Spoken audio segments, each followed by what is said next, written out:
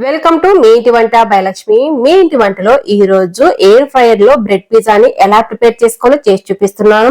పెద్ద కష్టమేమీ లేదండి, చాలా సింపుల్ గానే ప్రిపేర్ చేసుకోవచ్చు. మీరు కూడా తప్పకుండా ట్రై చేసి మీకు ఎలా వచ్చిందో కామెంట్ రూపంలో చెప్పడం మాత్రం అసలు మర్చిపోకండి.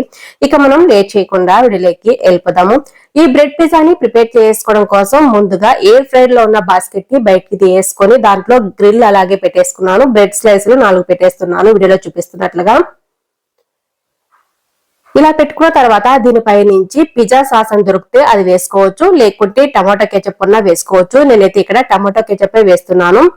ఇలా మొత్తం స్ప్రెడ్ చేసుకున్న తర్వాత గింజలు తీసేసిన టమాటాలని వీడియోలో చూపిస్తున్నట్లుగా పెద్ద పెద్ద ముక్కలుగా కట్ చేసి పెట్టేస్తున్నాను.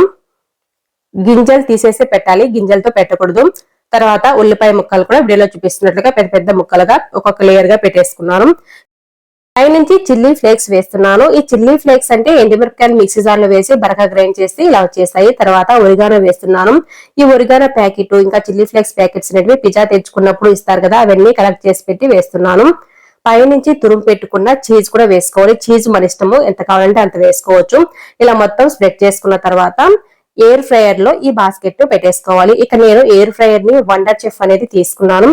ఇదేమి ప్రమోషనల్ వీడియో కాదండి, నేను తీసుకున్నది మీకు చెప్తున్నాను. ఇలా బాస్కెట్ ని పెట్టేసుకున్న తర్వాత మనము టెంపరేచర్ ని సెట్ చేసుకోవాలి, అలాగే టైం కూడా సెట్ చేసుకోవచ్చు. స్విచ్ ఆన్ చేసుకున్న తర్వాత మనకు ఇలా వస్తుంది. ఇప్పుడు ఆన్ ఆఫ్ బటన్ ఉంటుంది కదా, దీన్నే టచ్ చేసామంటే ఇలా వస్తాయి ఆప్షన్స్. తర్వాత టెంపరేచర్ ని సెట్ చేసుకున్నాను 180 degrees వద్ద. అలాగే మనకు టైం కూడా సెట్ చేసుకోవచ్చు. నేను 6 minutes పెడుతున్నాను. ఇలా పెట్టేసి ఆన్ చేసామంటే మనకు ఈ బ్రెడ్ పిజ్జా అనేది రెడీ అయిపోతుంది. పైన వేసుకున్న చీజు మెల్ట్ అయితే సరిపోతుంది. మనకు కరుగుతూ ఉన్నట్టు తెలుస్తుంది కదా, అలా కరిగితే సరిపోతుంది చీజు. అప్పుడు మనకు బ్రెడ్ పిజ్జా అనేది రెడీ అయిపోయినట్టే. 6 నిమిషాల తర్వాత చెక్ చేసి చూపిస్తున్నాను. చూసారు కదా, మనకు ఈ చీజ్ అనేది బాగా కరిగిపోతుంది. ఇప్పుడు ఆఫ్ చేసుకొని ఈ ఎయిర్ ఫ్రైయర్ లో ఉన్న బాస్కెట్ ని పక్కకు తీసేస్తున్నాను. అంతేనండి, చాలా సింపుల్ గా 6 నిమిషాల్లోనే మనకు బ్రెడ్ పిజ్జా రెడీ అయిపోతుంది. తప్పకుండా మీరు కూడా ట్రై చేయండి, చాలా బాగుంటుందండి. మీరు ట్రై చేసిన తర్వాత మీకు ఎలా వచ్చిందో కామెంట్ రూపంలో చెప్పడం మాత్రం అసలు మర్చిపోకండి.